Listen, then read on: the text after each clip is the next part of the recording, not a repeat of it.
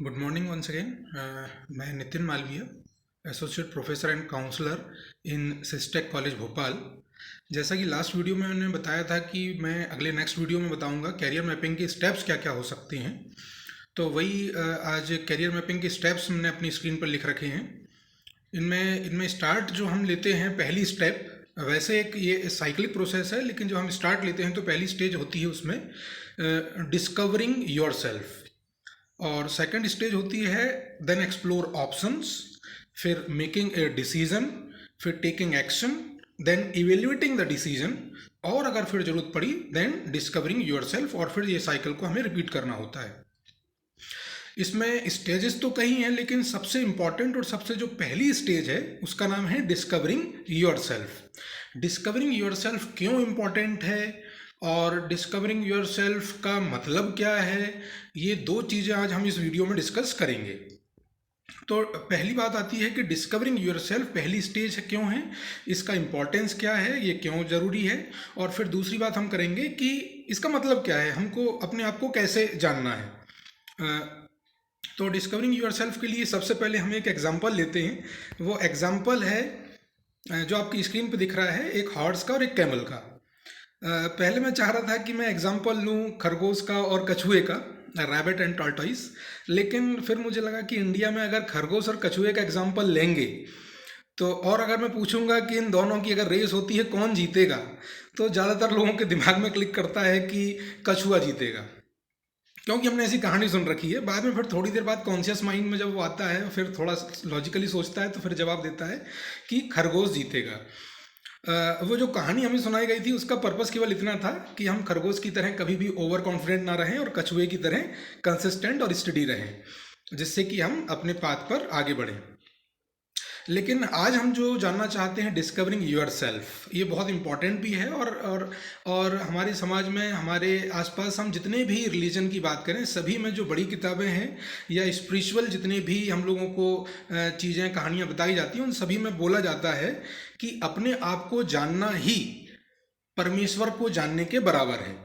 तो इसीलिए ये स्टेज और भी इम्पॉर्टेंट हो जाती है, कैरियर के हिसाब से भी और लाइफ के हिसाब से भी।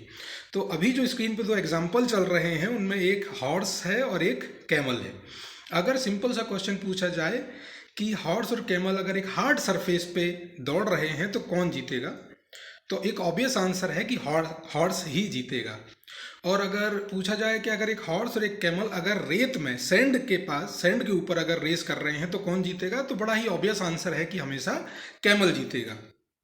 अब ऐसा भी हो सकता है कि रेत में दौड़ते समय जो हॉर्स है वो बहुत डेडिकेटेड है, डिटरमाइन है, कंसिस्टेंट है, स्टडी है, पैशनेट है, कॉन्फिडेंट है, और जितनी भी अच्छी बातें हम बोल सकते हैं सारी चीज़ें हॉर्स के अंदर हैं। लेकिन अगर रेत में रेस लगाई जा रही है तो हमेशा ऑब्वियसली जो नेचर ने जैसा उसे बनाया है, कैमल ही जीतेगा। तो इसका मतलब है कि हम पहली स्टेज में हमको ये जानना जरूरी है कि हम जिस रेस में दौड़ने जा रहे हैं, क्या हम उसी रेस के लिए बनाए गए हैं, क्या हम नेचुरली उसी रेस के लिए डिज़ाइन किए गए हैं, या हम एक गलत रेस में पार्टिसिपेट कर रहे हैं और अपना पूरा जीवन स्ट्रगल में बिता रहे हैं। तो इसलिए पहली स्टेज बहुत ही ज़्यादा इम्पॉर्टेंट होती है। तो पहली स्टेज का ये था इम्पॉर्टेंस। दूसरा जो पॉइंट मैंने कहा था कि हम कैसे अपने आप को जाने, how can we discover our self, तो इसमें हम अगर पीछे मुड़ के देखें तो हमारी स्कूलिंग, हमारी सराउंडिंग, हमारी परवरिश, हमारे जो जो एल्डर्स हैं, वो पूरी ज़िंदगी जब हमें सिखाते हैं तो हमारे अंदर केवल 3 तरह की चीज़ें ही डेवलप करने की कोशिश करते हैं। अगर हम उन तीनों चीज़ों को बहुत अच्छे से जान लें तो हम अपने आप को बहुत अच्छे से जान लेंगे। हमारा स्कूल, हमारी परवरिश, हमारी सराउंडिंग हमारे अंदर जो चीज़ डेवलप करना चाहती है, उनमें सबसे पहले होता है हमारा इंटरेस्ट, मतलब हमारे लाइक और हमारे डिसलाइक। ये इंटरेस्ट हमें जानना समझना बहुत ही ज़्यादा ज़रूरी है। इंटरेस्ट हमारे डायनेमिक नहीं होने चाहिए, ये ट्रेंडिंग या फैशन के साथ बदलने नहीं चाहिए। इस हिसाब से हमें अपने आप को जानना है। दूसरा जो एबिलिटी, जो जो चीज़ हमारे अंदर डेवलप की जाती है वो होती है हमारी एबिलिटी। इसका मतलब होता है हमारी स्ट्रेंथ, हमारे स्किल्स, हमारे टैलेंट्स। और तीसरी चीज़ जो हमारे अंदर डेवलप करने की कोशिश की जाती है वो होती है एक अच्छी पर्सनैलिटी, हमारा नेचर, हमारा कैरेक्टर, हमारा बिहेवियर। अगर हम तीन चीज़ों को बहुत अच्छे से जानने लगते हैं तो इसका मतलब हम अपने आप को बहुत अच्छे से जानने लगते हैं। अब इंटरेस्ट को जानना तो बहुत ही आसान है, लेकिन उसके बाद हमारी पर्सनैलिटी, हमारी एबिलिटीज़ और हमारी पर्सनैलिटीज़, इनको जानने में कुछ लोगों के लिए बहुत आसानी होती है, लेकिन कुछ लोगों के लिए बहुत टफ होता है। तो ईजीली हम अपनी स्ट्रेंथ स्किल को कैसे जान सकते हैं, हमारी एबिलिटी को कैसे जान सकते हैं, हमारी पर्सनैलिटी को कैसे इवेलुएट कर सकते हैं, इसके लिए कुछ ट्रेडिशनल प्रोसेस भी होती हैं और कुछ साइंटिफिक प्रोसेस भी होती हैं।